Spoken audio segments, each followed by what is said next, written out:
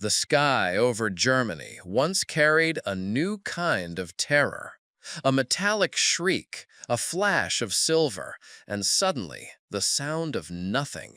No propeller roar, no piston rumble, just the cold, inhuman hiss of jet engines slicing through the clouds. The Messerschmitt Me 262 had arrived. The first operational jet fighter in history. It was faster, deadlier, and more advanced than anything the Allies had ever seen. And the German pilots flying them knew it. They flaunted it. They taunted Allied squadrons, diving in and out of the sky with arrogance because they believed they were untouchable. For a while, they were right. But arrogance always has an expiration date. And for the Me 262s, that date was written in the gun barrels of American Mustang Aces. The story begins in 1944, when the Luftwaffe was bleeding. The Allied bombing campaign had crushed Germany's factories, fuel depots, and cities. But from the wreckage, Hitler's engineers unveiled something extraordinary. A jet-powered Predator that could fly nearly 200 miles per hour faster than anything in the Allied arsenal. The Me 262 was decades ahead of its time. It looked like it had fallen out of the future. Swept wings, sleek fuselage, twin jet engines that spat blue fire. Its pilots, many of them veterans from the Battle of Britain, suddenly felt reborn. They weren't outnumbered prey anymore. They were hunters again. Word spread quickly among Allied pilots. "You can't catch it," they said. "You can't outrun it." If you saw one, you prayed it didn't see you first. On its debut missions, the Me 262 tore through bomber formations like a ghost. It came from above, unseen, fired its 30mm cannons, and vanished before escorting fighters could react. Entire squadrons of B-17s and B-24s were shredded in seconds. For the German propaganda machine, it was gold. For the American and British air crews, it was pure fear. But even the deadliest machine is only as good as its circumstances, and the 262's circumstances were fragile. Its engines, those revolutionary Jumo 004s, were miracles on paper but nightmares in practice. They overheated, flamed out, and failed after just 25 hours of flight time. The pilots were told, never touch the throttle too fast, don't climb too hard, don't dive too steep. They had a machine that could break the sound barrier of its era, but only if they treated it like glass. Meanwhile, the Allies were adapting fast. The Mustang pilots in particular were obsessed. They'd seen the 262s streak by and vanish, and it drove them insane. They weren't going to accept that the enemy had something unbeatable. So they started studying patterns, radio chatter, takeoff and landing zones. They knew the Me 262s were based near Munich, at airfields with long concrete runways, because those jet engines couldn't operate from grass strips like piston fighters. And more importantly, they learned that the Me 262 was vulnerable where every bird is, on takeoff and landing. That's when the trap was set. One morning, a squadron of P-51 Mustangs, led by experienced ace pilots, began patrolling near those jet bases. They didn't climb to meet the enemy in the sky. They waited near the ground, circling just beyond flak range. It was patience, something fighter pilots rarely practiced. But that morning, it paid off. A formation of Me-262s came screaming in to land, their engines cooling, their fuel nearly gone. And the Mustangs pounced. What followed was one of the most chaotic, desperate air duels of the war. The German pilots tried to accelerate, but their engines were still spooling up. Jet turbines took nearly a full minute to reach combat thrust. In that minute, American guns opened fire. One 262 exploded before it even lifted off. Another tried to bank, its sleek wings flashing silver, but tracer rounds tore through its tail, sending it cartwheeling into the grass.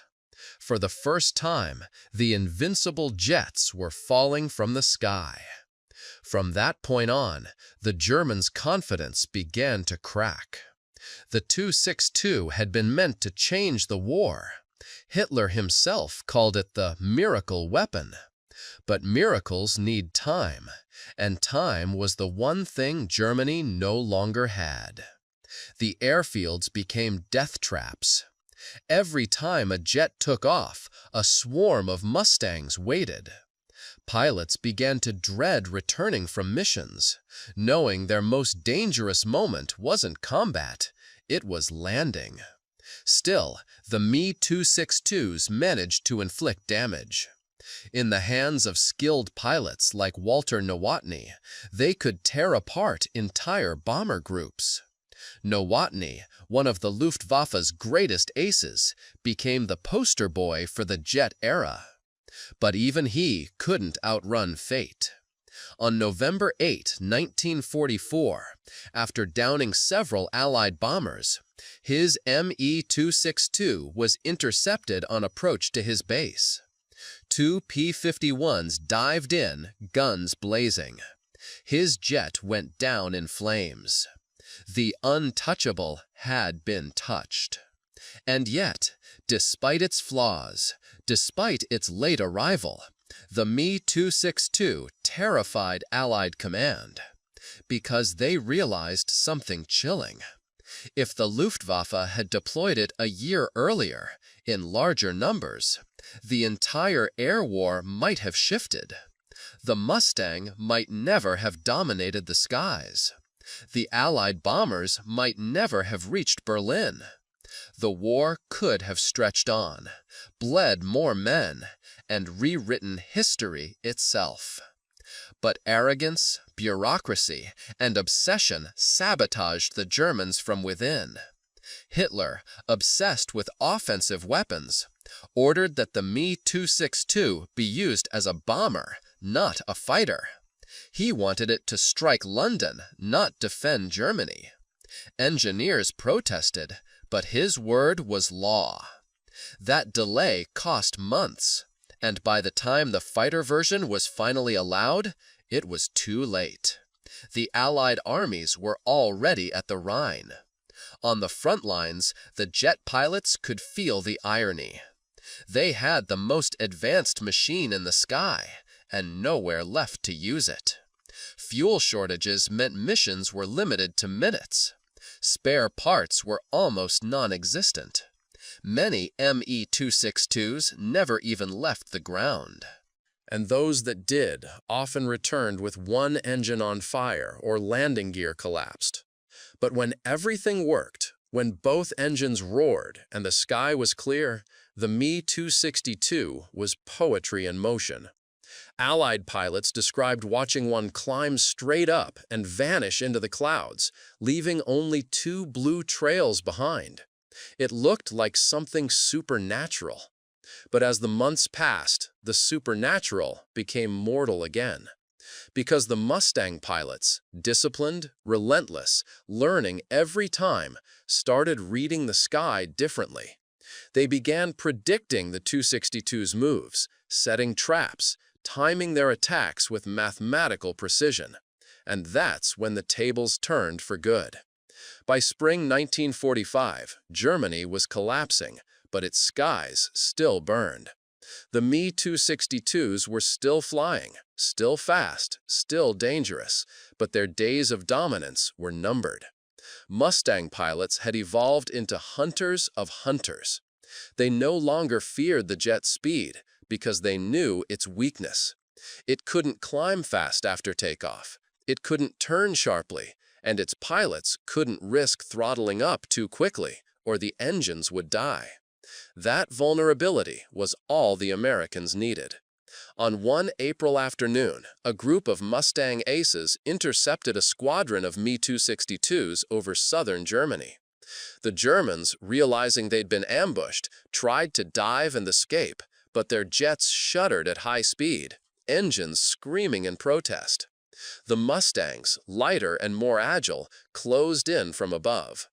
In seconds, the sky erupted. Tracer lines, jet trails, black smoke spiraling down. It was the symbolic end of the Luftwaffe's last hope. But the real story of the Me-262, and how the Mustang Aces dismantled its myth, is far deeper than technology or tactics. It's a story about human adaptability, arrogance, and the psychology of power.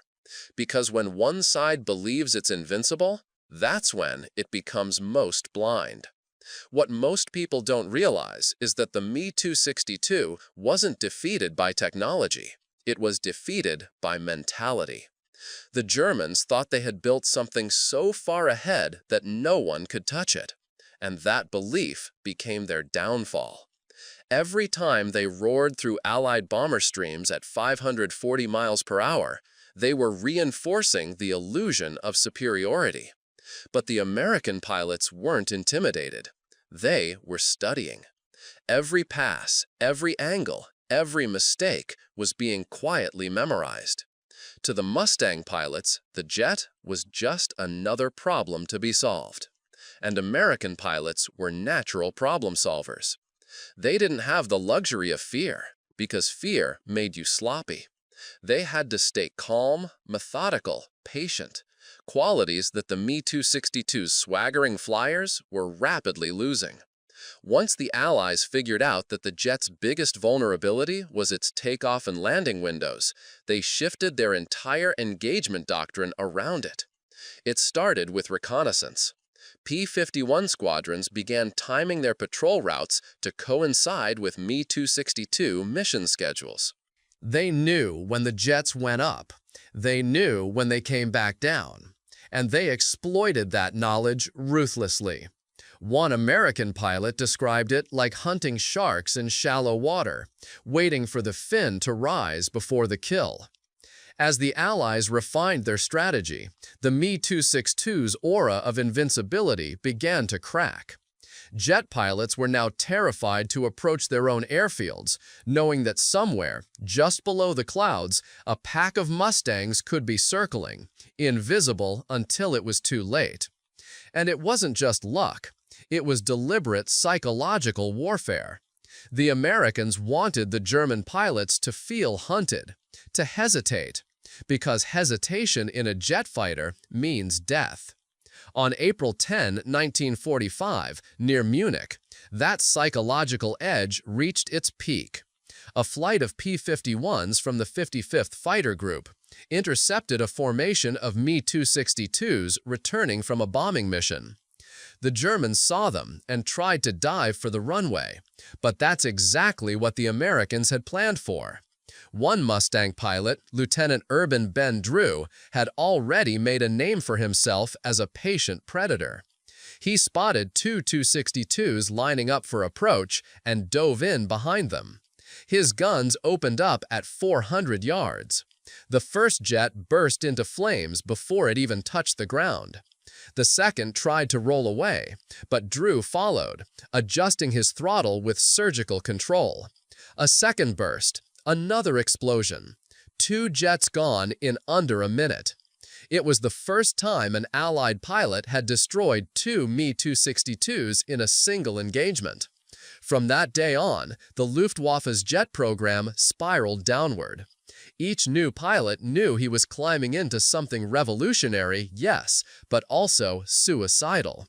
The training schools were rushed, the maintenance crews overworked, and the fuel supply was collapsing. Those sleek, futuristic fighters had to taxi on horse-drawn carts because there wasn't enough gasoline to drive fuel trucks. It was absurd. The most advanced aircraft in the world pushed around by 19th century transportation. And yet, there's something hauntingly human about the men who flew them. Many were young, barely in their 20s. They were promised glory.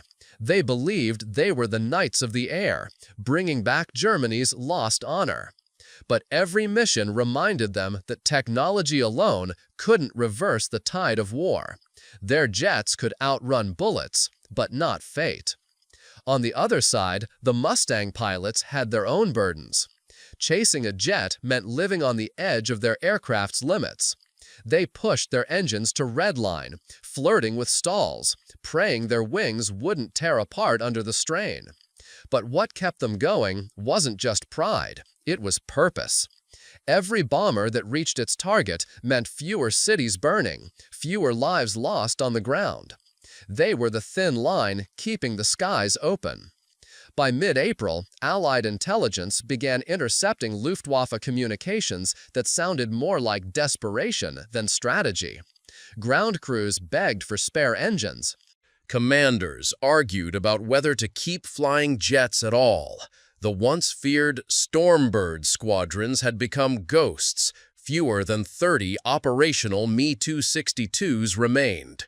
The Americans had turned the hunter into the hunted, and now the jet pilots were dying faster than their machines could be replaced. But there was one last act to come, a final mission that would define how both sides remembered this strange duel between piston and jet, between arrogance and adaptability. Because even as the war crumbled around them, a few German pilots refused to surrender their pride. They still believed they could turn the tide in the air one last time. Among them was Heinrich Oehler, a decorated ace who had flown countless missions for the Reich. After being blamed for a previous failure, Oehler was desperate for redemption. When he climbed into his Me-262 for what would be his final mission, he wasn't fighting for Germany anymore. He was fighting for his own name. He took off with a handful of comrades, intercepting a formation of American bombers over Hamburg. It was supposed to be a textbook hit-and-run strike, but the sky had other plans. High above the bombers, a group of Mustang escorts spotted the jets. They knew the pattern: a quick dive, heavy fire, and escape. But not this time. The P-51s split into climbing elements, cutting off the jets' escape arcs. Oehler's formation found themselves trapped between the bombers' defensive guns and the Mustangs' ambush. In seconds, the air was filled with burning metal and black smoke. Oehler's jet was hit. He tried to eject, but the canopy jammed. His final transmission was quiet, just 4 words: "I have no more." Then silence. His Me-262 plunged into the North Sea. That moment marked the symbolic end of Germany's jet dream. The Allies had not only conquered the skies, they had conquered the myth of invincibility. What started as a weapon meant to terrify the world ended as a cautionary tale about overconfidence. But there's a strange paradox in all this. Even as the Me-262 failed to save Germany, it succeeded in shaping the future. Its design became the blueprint for the next generation of jet aircraft.